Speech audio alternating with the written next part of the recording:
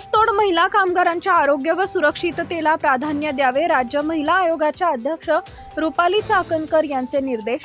ऊसतोड महिला कामगारांसाठी आरोग्य सुविधा, मुलांना शैक्षणिक सुविधा, कायदेविषयक सहाय्य पुरवण्यासह त्यांच्या सुरक्षिततेला प्राधान्य द्यावे असे निर्देश महाराष्ट्र राज्य महिला आयोगाच्या अध्यक्ष रुपाली चाकणकर यांनी दिले. विभागीय आयुक्त कार्यालयात आयोजित विभागातील ऊसतोड कामगार महिलांचे प्रश्न व स्त्री भ्रूण हत्या प्रतिबंधक कायद्याच्या प्रभावी अंमलबजावणीबाबत आढावा बैठक घेण्यात आली. त्या बोलत होत्या. यावेळी विभागीय आयुक्त डॉक्टर चंद्रकांत पुलकुंडवार, कोल्हापूर परिक्षेत्राचे विशेष पोलीस महानिरीक्षक सुनील फुलारी, समाज कल्याण आयुक्त दीपा मुदोळ मुंडे, आयोगाच्या सचिव नंदिनी आवाडे, उपसचिव डॉक्टर पद्मश्री बेनाडे उपस्थित होत्या. यावेळी श्रीमती चाकणकर म्हणाल्या, पश्चिम महाराष्ट्रामध्ये मराठवाड्यातून येणाऱ्या महिला ऊसतोड कामगारांची संख्या अधिक आहे. त्यांच्या मुलांच्या शिक्षणासाठी निवासी शाळांची सुविधा उपलब्ध असावी. ऊसतोड महिलांमध्ये आरोग्याविषयी जनजागृती होणं आवश्यक आहे. मुलींच्या सुरक्षिततेचा प्रश्न निर्माण होत असल्यानं बालविवाहांचं जास्त प्रमाण आढळून येते. त्यामुळे बालविवाह प्रतिबंधक कायद्याची प्रभावी अंमलबजावणी ही आवश्यक आहे. गोपीनाथराव मुंडे ऊसतोड कामगार महामंडळाच्या वतीनं ऊसतोड कामगारांसाठी राबवण्यात येणाऱ्या योजनांचा लाभ त्यांना दिला जावा. महिलांविषयक कायदे राबवताना सर्व विभागांनी समन्वयानं काम करावे, यासाठी महिला आयोग सदैव पाठीशी राहील. त्या म्हणाल्या, कंत्राटदार नोंदणी, ऊसतोड कामगार नोंदणीकडे लक्ष देणं आवश्यक आहे. ग्रामीण भागात सर्व महिलांविषयक कायदे व समित्यांबाबत जनजागृती करावी. वन स्टॉप सेंटरसाठी पूर्णवेळ अधिकारी कर्मचारी नेमावेत. प्रवासामध्ये महिलांना वापरण्याजोगे स्वच्छतागृह असावे.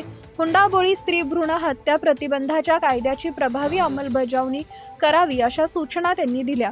सक्षम महाराष्ट्र घडवत असताना राज्य शासन व राज्य महिला आयोग महिलांच्या आरोग्य आणि सुरक्षिततेला विशेष प्राधान्य देत असून पोलीस आणि आरोग्य विभागाकडून विविध उपाययोजना प्रभावीपणे राबवल्या जात आहेत. कायद्याच्या अंमलबजावणीसाठी काही सूचना असल्यास राज्य आयोगाला कळवाव्यात. महिलांच्या सुरक्षिततेसाठी गठीत करण्यात आलेल्या विविध समित्यांची जनजागृती स्थानिक पातळीवरही करण्यात यावी, असं सांगून आषाढी वारीमध्ये महिलांना आरोग्य वारीच्या माध्यमातून चांगल्या सुविधा दिल्याचं त्यांनी सांगितले. विभागीय आयुक्त डॉक्टर पुलकुंडवार म्हणाले, महिलांच्या समस्या संवेदनशीलपणे हाताळाव्यात. महिलांच्या सुरक्षेसाठी गठीत करण्यात आलेल्या जिल्हास्तरीय समित्यांच्या नियमित बैठका घेण्यात याव्यात. साखर कारखान्यांवर त्यांची तात्पुरतं निवासस्थानं उभारताना महिलांना सर्व सुविधा देण्यात याव्यात. लसीकरण, आरोग्य सुविधा, पिण्याचं पाणी, स्नानगृह, स्वच्छतागृह, आरोग्य तपासणी या बाबींवर लक्ष ठेवावे. सुविधांची पाहणी करण्यासाठी जिल्हास्तरीय समित्यांमधील अधिकाऱ्यांची जबाबदारी निश्चित करावी, असंही ते म्हणाले. फुलारी यांनी पोलीस विभागामार्फत महिलांच्या सुरक्षिततेसाठी राबवण्यात येणाऱ्या कायद्यांची माहिती देऊन समस्येवर विविध उपाययोजना सुचवल्या.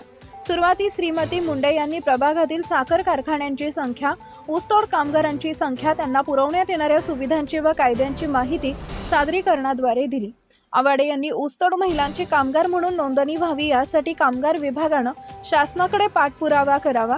ऊसतोड मजुरांच्या मुलांच्या शिक्षणासाठी योजना राबवण्याच्या दृष्टीनं प्रयत्न व्हावेत, असंही त्यांनी सांगितले.